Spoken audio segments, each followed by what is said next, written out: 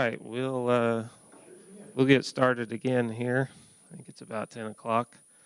Next speaker is Javed Iqbal, assistant professor at UNL, research and extension fertility specialist. So I think this will be a great addition to what Tim just talked about. So take it away, Javed. Just use this. Okay. All right. Thanks, John. All right. As John have introduced, my name is Javed Iqbal, and I'm soil fertility specialist at UNL. I work on different nutrients, but recently I have been mostly focusing on the nitrogen management because the nitrogen is the challenging nutrient. So I love to work on that. So in this presentation, I'm going to share with you how do we, address the nitrogen management challenges. We know that there are, a lot of best nitrogen management practices that can help us to improve nitrogen use efficiency and water quality. And so we will go through those management practices. So we all know that we have been having significant concern about the groundwater nitrate contamination in Nebraska. Where some townships, they have higher groundwater nitrate concentration than the others.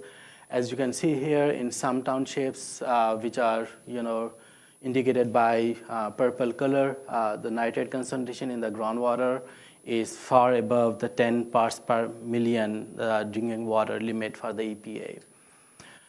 So these areas are mainly located where there are sandy soils, there are irrigated acres, or shallow depth to groundwater. And then the main source of this nitrogen contamination to the groundwater are the nitrogen fertilizers, as previous research have shown that. And there are so many other reports that have indicated that excessive nitrogen application is one of the main driver for this nitrate contamination into the groundwater. For example, Melvin from the Upper Big Blue reported that 50% of the field received excess nitrogen in their district. And then Lower Niobrara NRDs also reported that during 5 years, 70% of the field received excess nitrogen in their district. And then Patricio Grassini in our department recently evaluated the nitrogen benchmark for the nitrogen surplus. And what they found that more than 50% of the irrigated acres are getting getting nitrogen balance of 75 kilogram nitrogen per hectare, which is again excess nitrogen. And there was a recent study that shows that the nitrogen surplus was closely related to nitrate leaching, that indicating that, again, this excessive nitrogen input is a major driver for this nitrate contamination.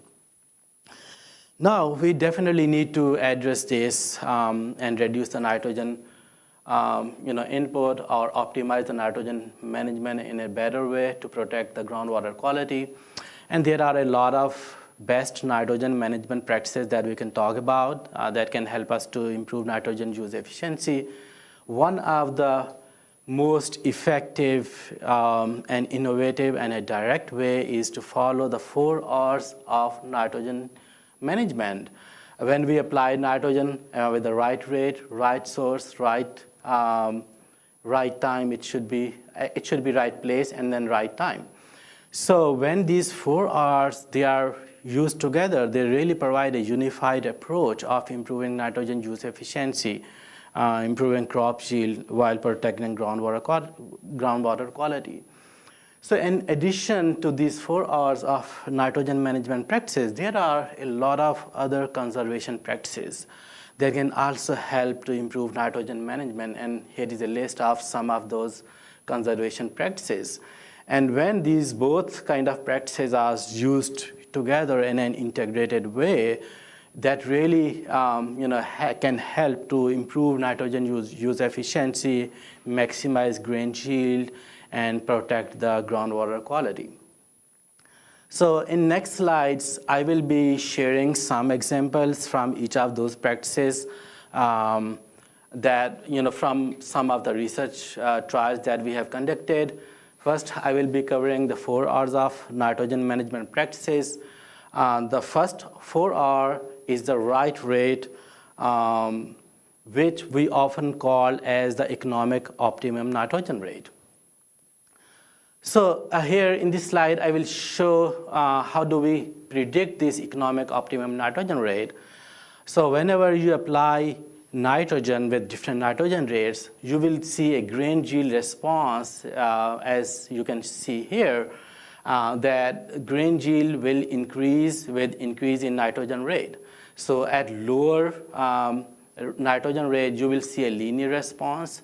But as you're applying more nitrogen, the grain yield that you get with each additional unit of nitrogen would start to decrease. So grain yield will start to decrease with each additional unit of nitrogen that you would apply.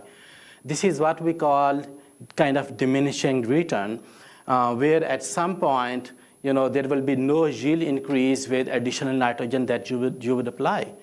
That is what we call agronomic optimum nitrogen rate. For example, here, the rate is 215 pounds nitrogen. So this is a nitrogen rate where you can get the maximum yield, but this is not the profitable yield. When you incorporate the prices of the nitrogen fertilizer and the corn, then you can calculate the economic optimum nitrogen rate, which is normally lower than the agronomic optimum nitrogen rate. So this is the rate that can gives you the maximum profit, and then can also save you, some dollars, and it can reduce the nitrogen input. But again, this EONR could be different depending on the prices of the corn and the prices of the fertilizer. For example, if you move back to a couple of years ago when the prices of the fertilizers and the corn were higher, this EONR would change. For example, this will decrease, slightly decrease further. Here it is 159 pounds nitrogen. And then here, again, you can, reduce the nitrogen input, without impacting the profit. So this EONR is the magic number, right? If you can get this number, you are the winner, right? However, this is the challenge. How do we get this EONR, right? It differs every year and from year to year, depending on so many other conditions. But over time, there has been so many tools that have developed, and those are predicting this magic number, the EONR. These tools range, from different, these tools are based on different processes. For example, yield goal-based tool, corn nitrogen recommendation tool that we have. It's based on the soil properties, nitrogen credits. Recently, we have updated this in a more kind of web-based nitrogen recommendation tool, so it is a more user-friendly. There are more options to add, so it can calculate EONR for you. And there are some other tools based on the soil test as well. For example, pre-plant soil nitrate test, side-dress soil nitrate test. There are some crop growth modeling tools, just like Tim was mentioning, Adopten, maize and climate is not there anymore, but there are granular and other models as well that can predict EONR. Proximal crop canopy sensor is another tool that can be used to assess the needs for the nitrogen during the growing season. So all these tools, try to predict the EONR, but again, the question is which of these tools is good in predicting those EONR? So in one of our study, we had a partnership with 4 NRDs in the Northeast Nebraska, where we tested different nitrogen recommendation tools. So we were looking to evaluate those tools and try to see which of those tool can perform better for the water quality and crop yield and the profit. So this research was conducted in the Basil groundwater management area at Creighton, where we have high nitrate concentration. It was about 20 parts per million concentration in the groundwater. So this study was conducted at a farmer's site where there was a central pivot. And then we tested different nitrogen models from the industry, for example, from the university, UNL nitrogen calculator, maize and crop canopy sensor.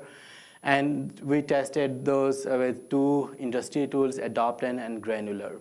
So this study was conducted during 2021 and 2022. So here, just I want to give you an overview of how we applied nitrogen. So first, we had different nitrogen rates so that we can calculate the EUNR for that specific years for that site. And then we had different models. So these are the recommendations of those models, and this is what we applied. For example, UNL nitrogen, whatever recommended, we applied that. Maize the same. We used crop canopy sensor. It recommended 171. We were just able to apply 164. Adopt and Granular recommended 224 pounds nitrogen. But because this site had higher groundwater nitrate concentration, so we credited that. So we ended up applying 164 pounds nitrogen from both of those models. So in all of these treatments, we applied nitrogen as pre-plant, side dress, and then 3 times splits. So 3 times fertigation. So there were 5 nitrogen splits in all of these applications. Here I just want to indicate one point there for the sensor-based fertigation. So we were able to we followed the protocol that was followed by the Project Sense, where we applied, for example, 74 pounds nitrogen pre-plant, and then we did not side dress at V4. We came back later around at V8 growth stage and then ran the crop canopy sensor and detected how much nitrogen we needed to apply. Actually, it was 97 pounds, but because of the limitations, we ended up just applying 90 pounds. It was closer to what it was recommended. Okay, so in this project, we were really looking to evaluate the impact of those, crop, models or the nitrogen tools, their impact on the groundwater quality. So what we did before, right after planting, we installed this suction cup lysimeter at 4 feet depth to collect the water sample at the 4 feet depth. So we were collecting, this was intensive measurements. So my technologists and my students, they really did a great job. They were going there 2 to 3 times every week. They were collecting water sample whenever they were going, so at 4 feet depth. So we were able to collect, about more than 40 measurements throughout the growing season at that field. All right, so here is the crop yield response, to the nitrogen fertilizer for 1 year for 2021. As you can see, that grain yield increased with the increase in nitrogen fertilizer. And then we were able to calculate the EUNR for this site, which was 230 pounds nitrogen per acre. The yield at this EUNR for that year was 259 bushels per acre. And this was actually a continuous corn. Now, once we had this EUNR value, we were looking to compare this EUNR to the recommendations from the different models. For example, here you can see on the y-axis, we are showing the differences of the nitrogen rate from the nitrogen recommendation models from the EUNR.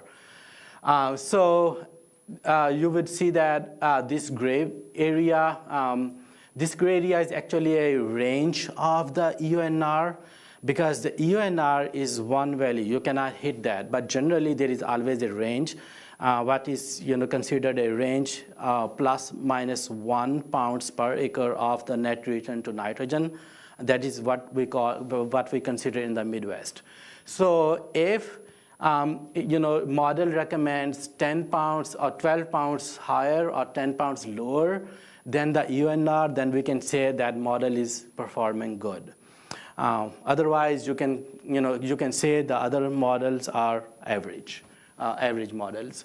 So you can see here, starting from this side, Adopt, and actually, as I mentioned earlier, it recommended 164 pounds. which was 29% lower than the EUNR value. Granular recommended the same, 29% lower nitrogen recommendation than the EUNR. The maize and actually it over-applied, over-recommended nitrogen rate, which was 253 pounds, 10% higher than EUNR. Crop canopy sensor, it also recommended lower nitrogen than the EUNR. But the UNL nitrogen calculator was very close to the EUNR. It was just 3% higher than the EUNR value, indicating that it was really very consistent to the EUNR for that year. Okay, so then when we looked the crop yield again, this is the the yield difference between those nitrogen recommendation models and the EUNR. So you can see that Adopt-N it has just 3% lower yield than the EUNR. Granular had 6% lower. Maize-N has 2% higher, but the crop canopy sensor has 16% lower yield than the EUNR. For the UNL nitrogen, it was the same yield. It was 259 bushels per acre. So based on these yields, we can see that these models, these four models, they are kind of performing good for the crop yield, because we found no statistical differences between those models, though there were some bushels different between those models. But I would say that that could be an acceptable range, as I will also show the economic returns later from these models. So here, one thing that I want to mention here, that it was really interesting that these three models, Adopt and Granular crop canopy sensor, we applied the same nitrogen rate, 164 pounds in all those three models. But here, for the crop canopy sensor, we did not side dress nitrogen at V4. Instead, we applied more nitrogen through fertigation. But for these models, we applied nitrogen through side dress and reduced nitrogen through fertigation. So indicating that if you are split applying nitrogen throughout the growing season, that's better for the crop nitrogen uptake and crop growth. But if you would miss side dress nitrogen, for example, during the early season, it can cause a yield penalty, as we have seen here, especially in the sandy soils. So, and then we also, again, looked at the nitrate leaching, how much nitrate we lost in pounds nitrogen per acre.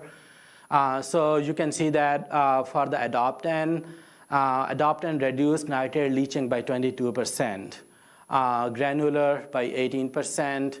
However, Maize-N, as you have seen earlier, that Maize-N really over-recommended nitrogen. It increased nitrate leaching by 29%. Crop canopy sensor, it decreased nitrate leaching by 41%, probably again because we did not apply nitrogen early during the growing season when there is not a lot of crop nitrogen uptake, and some of that nitrogen could be lost. But when we are not applying nitrogen during that time, it can reduce nitrate leaching.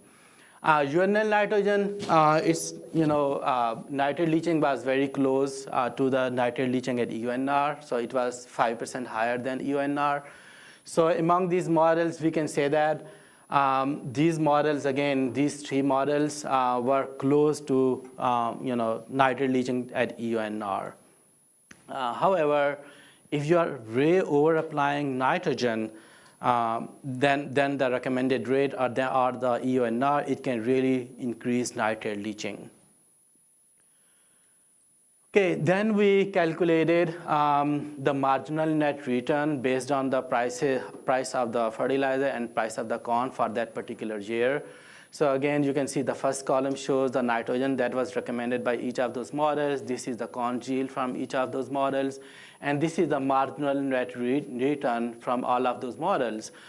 So what we found that crop canopy sensor, because it has really low grain yield, it has lower return compared to all the other models. However, all those other models, they produced, they had marginal net return. Those are not statistically, significantly different from each other. Though you can see some numbers, like some of those would, had higher return than the other ones. Especially if you would see here, UNL nitrogen, it has $151 per acre. But when you reduce nitrogen by, 60 to 70 pounds nitrogen, you are not making, there was not a lot difference in marginal net return, indicating that, if you can reduce nitrogen maybe by, 40 to 50 pounds, there may not be a significant difference in marginal net return. Okay, so on the same site, we were also looking to evaluate the impact of different nitrogen inhibitors with different application timing on nitrate leaching and grain shield. So we were trying to evaluate the effect of straight urea, agrotane, which is a urease inhibitor that can be coated on urea, and then SuperU, which has a DCD nitrogen inhibitor, and NBPT as well, a urease inhibitor as well, and then straight UAN. So this study was conducted at the same site for 2 years. So here are the treatments that we tested during this study. So you can see here we had a control with 0 nitrogen, or 11 pounds nitrogen that was applied through MAP.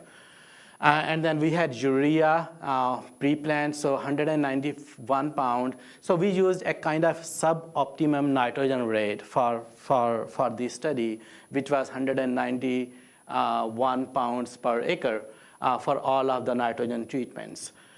So in urea pre-plant, we applied all of that nitrogen upfront, before planting. And then we did urea UAN application, where we applied some of that, the urea as pre-plant, and then we side dressed UAN at V4, and then we fertigated at 3 growth stages. And then we had similar combination with agrotane. So all the agrotane was coated with urea and pre-plant applied with 191 pounds per acre.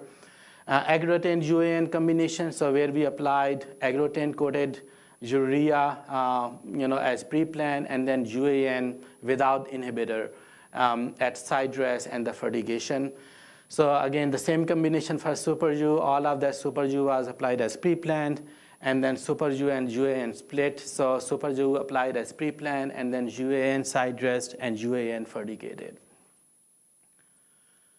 So here are the results on the impact of those inhibitors and nitrogen timing on nitrate leaching. So the nitrate leaching is shown here on the y-axis, which is in pounds nitrogen per acre. So that's what we collected through the that's what we measured through the suction cup lysimeter I showed earlier. So you can see that the control had lower nitrate leaching than the rest of the nitrogen treatments, which do make sense. But urea pre-plant, as expected, had the highest nitrate leaching compared to the rest of the treatments. In this year, we did not have a treatment of urea UAN combination, but you can see that urea pre-plant had higher nitrate leaching than all the other nitrogen inhibitor treatments. But when we looked at the urea agrotane pre-plant and urea agrotane UAN application, what we found was really interesting, that urea agrotane decreased nitrate leaching than urea agrotane and UAN split. For SuperU, we found the same trend.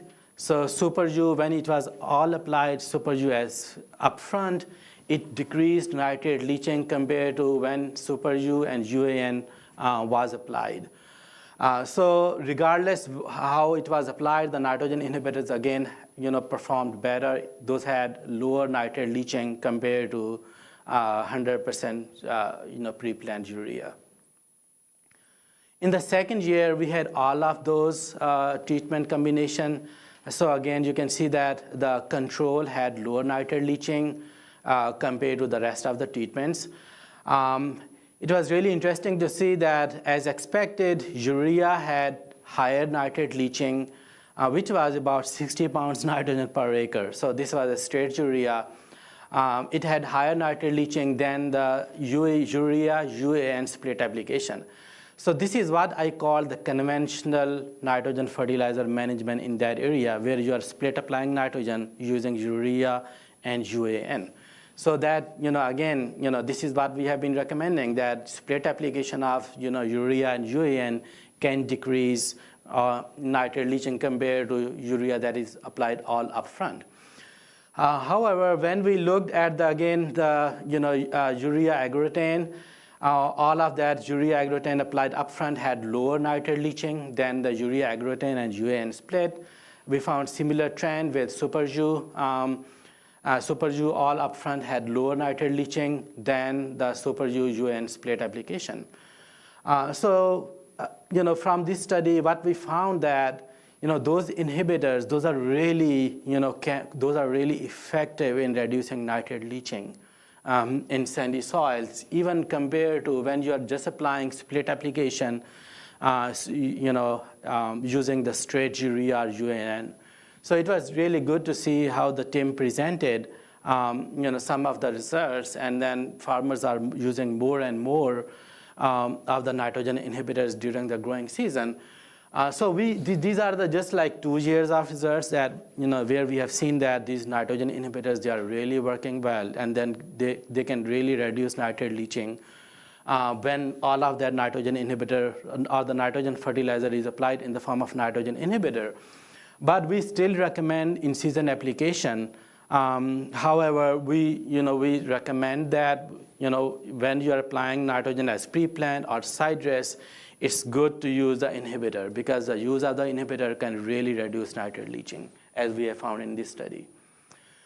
So looking at the corn yield, that was also, very interesting results.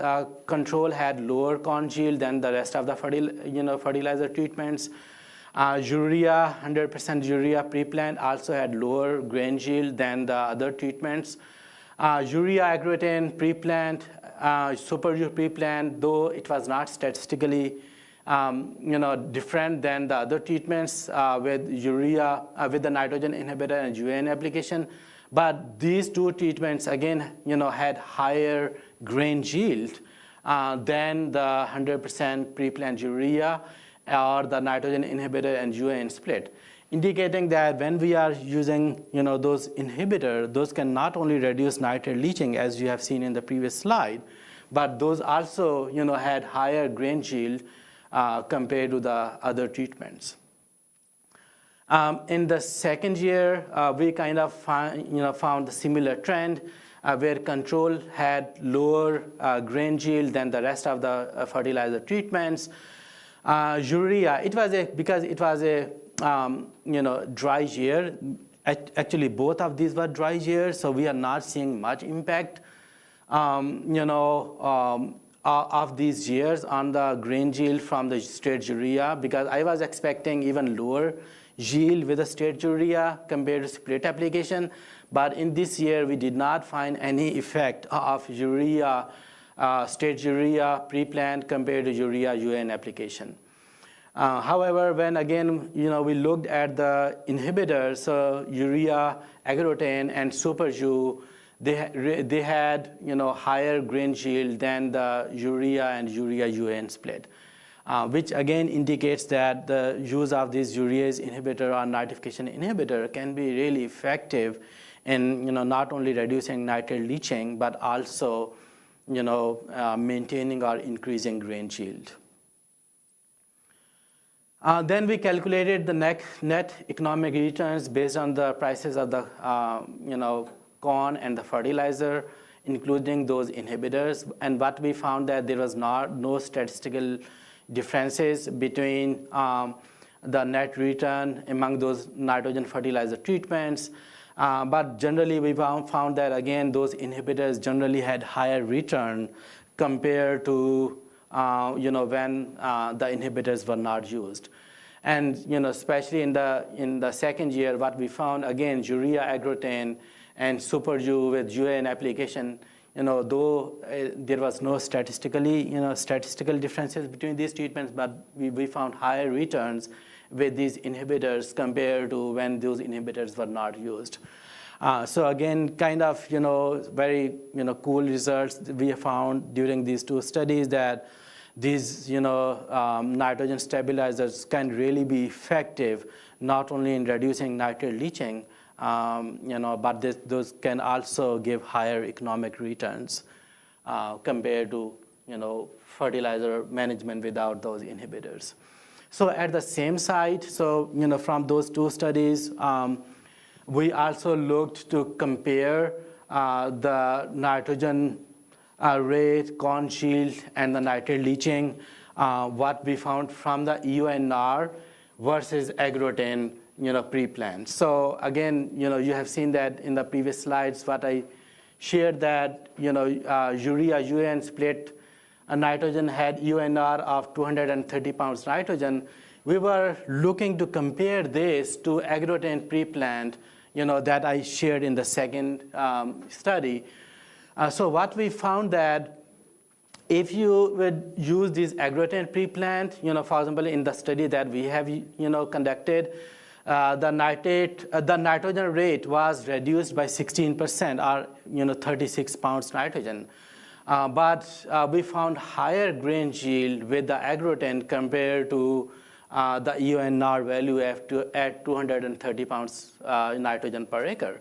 And again, the most interesting part was that the nitrate leaching with this lower nitrogen rate with the inhibitor was reduced significantly. It was 58% lower with this lower rate with this inhibitor compared to an economic optimum nitrogen rate when you are using urea or UAN split application.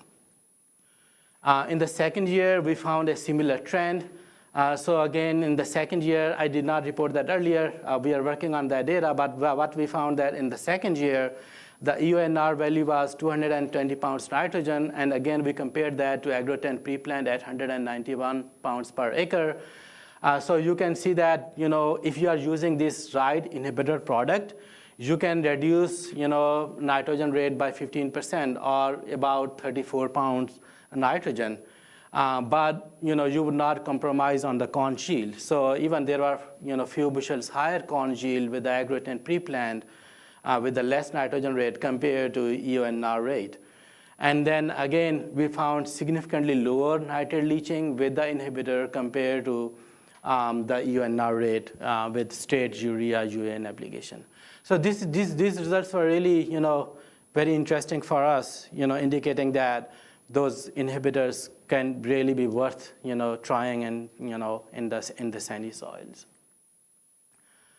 So those were the 4 R's nitrogen management practices that we have tested as some of the trials, and we have actually a lot of other trials where we are testing those nitrogen stabilizers and their impact on nitrate leaching as well.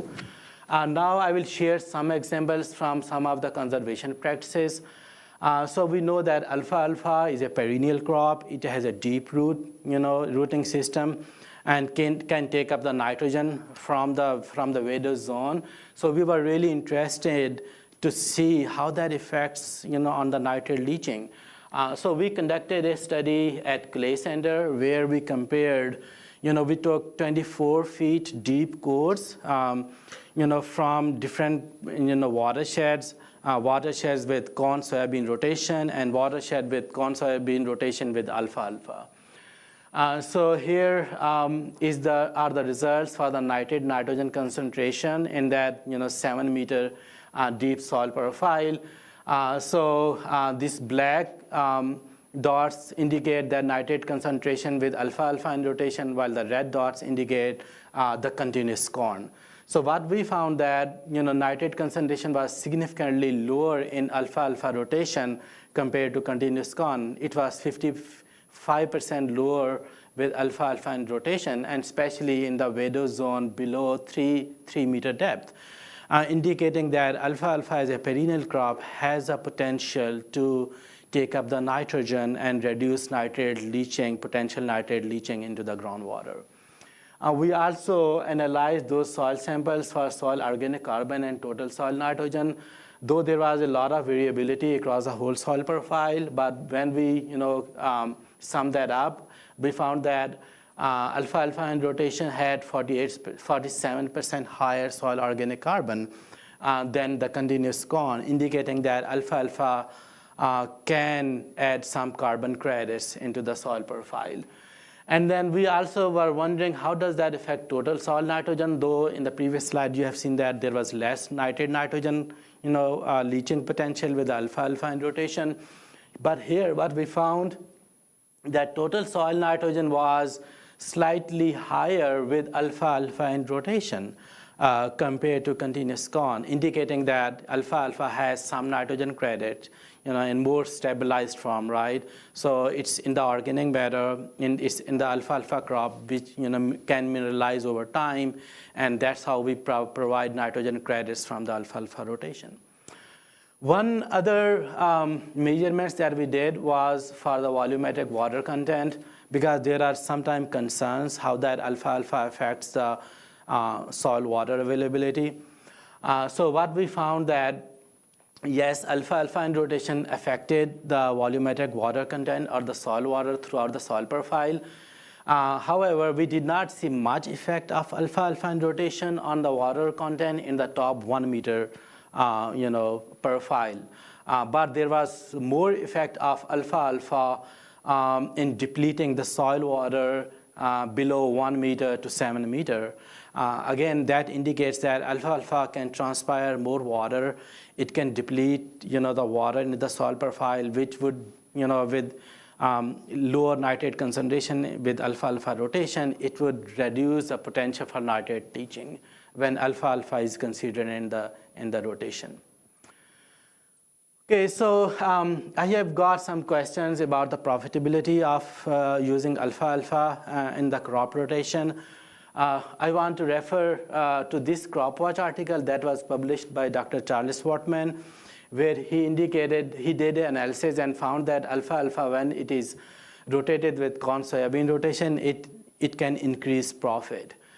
So if you want to find more about this analysis, you can refer to this CropWatch article. All right, so cover crop is another emerging conservation practice that can reduce nitrate leaching during the winter period or the spring period.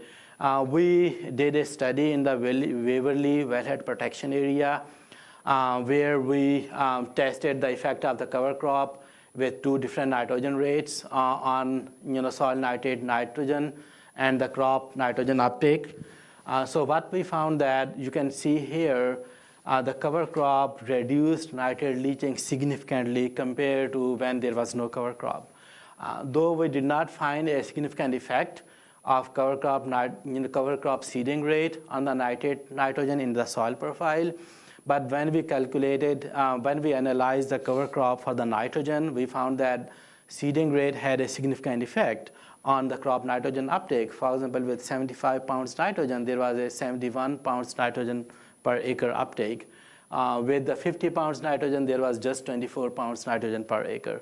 Again, indicating that cover crop could be another effective strategy in fine-tuning the nitrogen management and reducing the nitrate leaching during the off-season. So we are actually conducting another study in the northeast Nebraska to evaluate the impact of the manure management on nitrate leaching. So this study we conducted in the northeast Nebraska at the Huskelag lab, where we tested different treatments with manure and inorganic fertilizer, and both of those were tested with wood chips, with the addition of wood chips as well. So here we are working on this data, but I just want to share the summary of a couple of results that we have found so far. So in this graph, you can see pore water nitrate concentration in parts per million from the suction cup lysimeter that I showed earlier. So what we found that manure treatment, whether it was used with or without wood chips, had significantly lower nitrate leaching compared to the inorganic fertilizer with or without wood chips throughout the growing season. Here is the corn grain yield from those 4 treatments. We did not find the effect of adding, wood chips, on the adding wood chips, with an inorganic fertilizer on the grain yield. But what we found that when you add wood chips with the manure, it slightly decreased grain yield compared to just manure only. However, we can say that when you are using manure, when you are crediting nitrogen from the manure, you can get the same yield as you would get from the inorganic nitrogen fertilizer. And then again, it would not compromise on corn yield, but again, it has the potential to significantly reduce nitrate leaching, as you can see here. So here, is one graph that I wanted to share with you. This study was conducted in Iowa, so where they found that the tillage practices also have some effect on nitrate leaching as well. So they conducted this study and analyzed the effect of no-till versus tillage practice on soil nitrate concentration during multiple years. What they found that there was higher nitrate concentration with a conventional till compared to no-till in most of those years. And they also collected water sample from the tile drains, and they found that the flow-weighted nitrate losses were 5% lower with no-till compared to tillage treatment. So indicating that, again, no tillage is really another way of reducing nitrate leaching compared to conventional till. So I will wrap up what I have shared. I think that there are a lot of opportunities for improving nitrogen use efficiency without compromising corn yield, but really protecting the groundwater quality.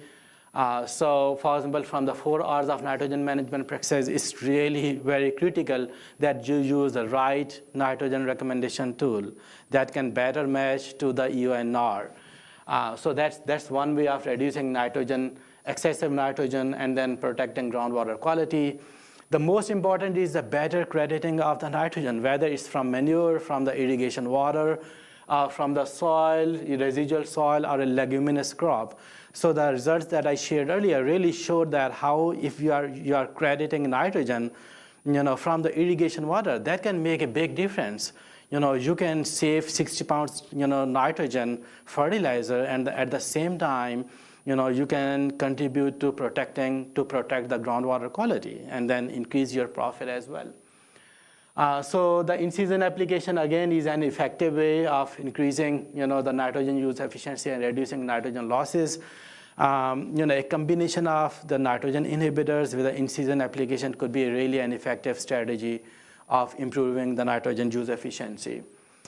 Again, the nitrification inhibitors, those slow-release fertilizers, those can really be effective in reducing nitrate leaching. Here, just want to share one point what Tim was sharing, that in his study he did not find a significant effect or any effect of using Centoro nitrification inhibitors on grain yield. We have conducted about 10 to 12 studies, and we also found the same. We did not find any effect of those nitrification inhibitor, including Centoro and the others, on grain yield. However, we were able to see that those nitrification inhibitor can protect the nitrogen, especially during the intensive spring rain events. So those has the potential to reduce the potential nitrate leaching losses. But what we generally have found that nitrification inhibitors are not much effective in fine textured soils as they are in the coarse textured soils, as we have found.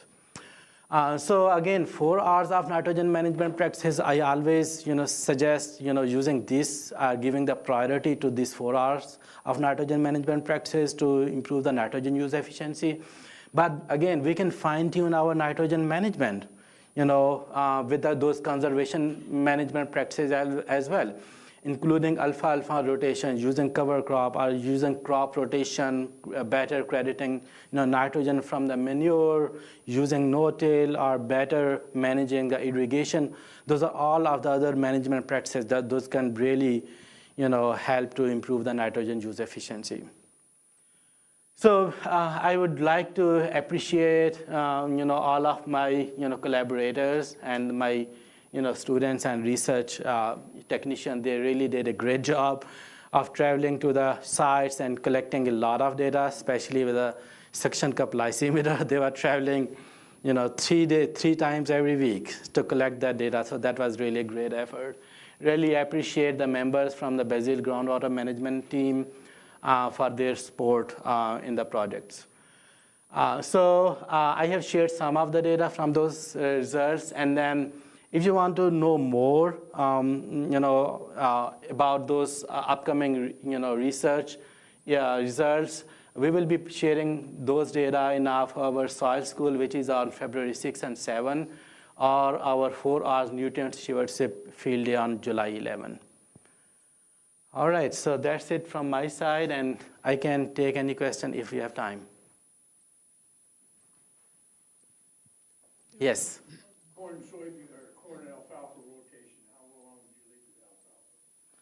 Okay, so alfalfa, it was like, a 20-year rotation. Like sometime it was corn, soybean, sometime it was alfalfa, and then I think they were leaving alfalfa for 3 to 4 years.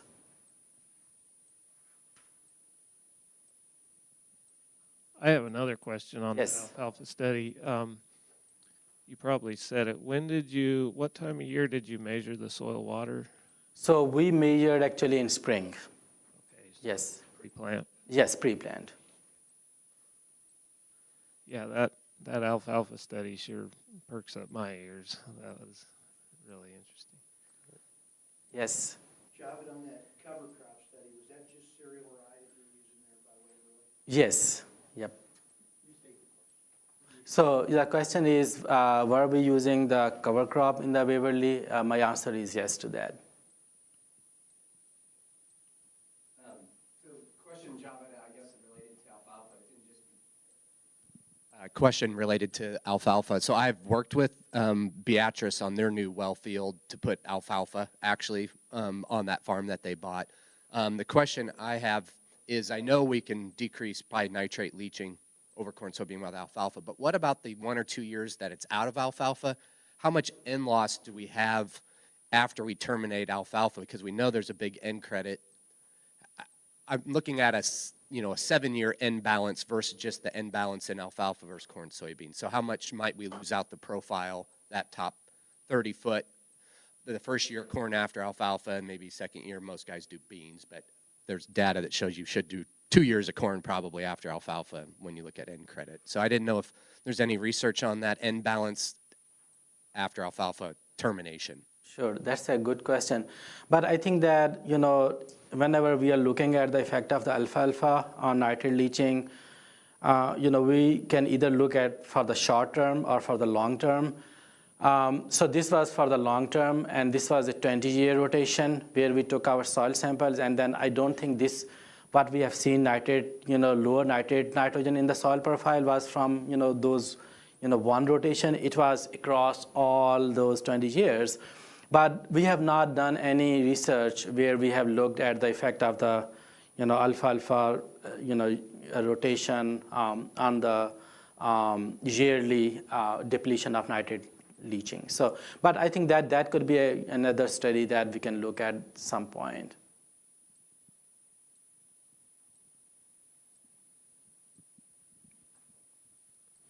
All right, last chance for questions. Let's give Javed a hand. Really good, really interesting.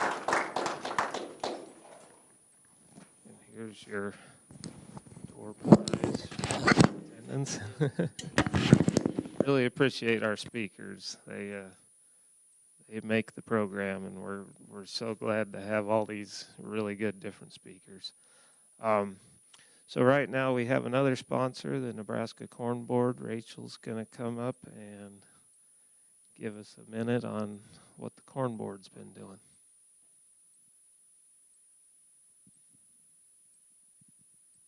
Hello, everybody. So my name is Rachel Whitehair. I am the Director of Innovation and Stewardship at the Nebraska Corn Board. And as many of you may well know, the Nebraska Corn Checkoff is a farmer-led self-help investment program, and we're guided by the 4 pillars of education, promotion, market development, and research. The objective being to increase the value and demand of Nebraska corn and those value-added corn products. And so when it comes to the Successful Farmer Series, we're really happy to sponsor and support opportunities like this, as these kinds of events really align with our mission, which is to increase the production and the sustainability of Nebraska corn production. So now with your valued investment, we really continue to stay engaged with some really important discussions. Some of those I'll mention here today would be a fight for a strong farm bill, trade issues like the Mexico decree, growing demand within our state via livestock expansion. This past year alone, when it comes to dairy, pork, and broiler expansion, we've seen an increase of about 800,000 bushels of new demand. When it comes to expanding the utilization of high-value products like ethanol and sustainable aviation fuel, we take a front seat. In the research area, we have a very strong focus on water, both quantity and quality. But I will say, really, in this past few years, we've doubled down on that quality space without the sacrifice of production. So we have been very, very long-term supporters of the Project Sense, which has now blossomed into Sentinel fertigation, which we're very excited to see. We continue to support Javed's field trials in the 4 R's of nitrogen management work. We've now partnered with NRD's, Central Valley Ag Co-op, Corteva, and others to develop the Producer Connect app. This is a nitrogen dashboard to improve information flow between growers and NRDs and to help optimize fertilizer application, thereby improving yields, water use efficiency, and water quality. And then lastly, we're currently supporting Dr. Dan Snow's team as they field test a new method to mitigate nitrogen leaching in sandy soils. What they're attempting to do is inject a woody biomass layer just below that root zone that acts as a nice catchment for those nutrients. So if you have any questions about any of these topics I've brought up, glad to answer them now. Otherwise, on behalf of Nebraska Corn, I just want to thank you for the opportunity to address you today and to support this awesome experience here with the Successful Farmer Series.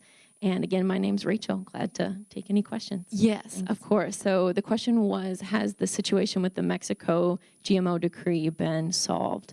And the answer on that is not yet. It is still in process.